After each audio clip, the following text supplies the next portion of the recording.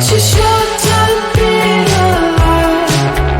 All this hardship and convenience makes it so hard to make sense. Are we missing out? Are we missing out? And I know it's just a matter of time before we tumble across the borderline. We can't go forward and we can't rewind. Are we missing out? Are we missing out?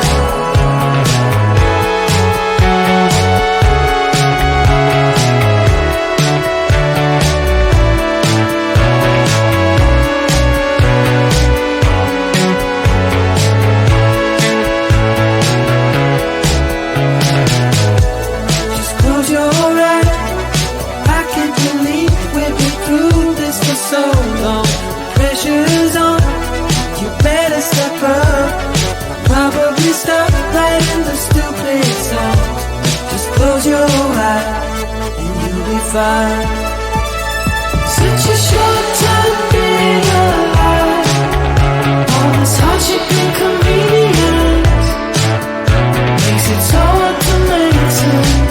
Are we missing out? Are we missing out? And I know it's just a matter of time before we tumble across the borderline.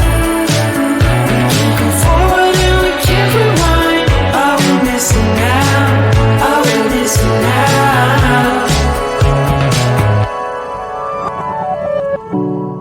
Hold on to something, if only a dream.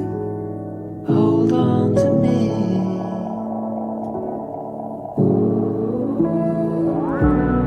Better than nothing, how it really may seem. I'm gonna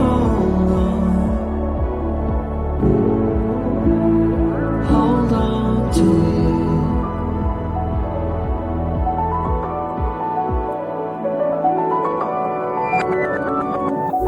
Just close your eyes. I can't believe we've been through this for so long. Pressure is on. You better step up. Probably stop writing the stupid songs.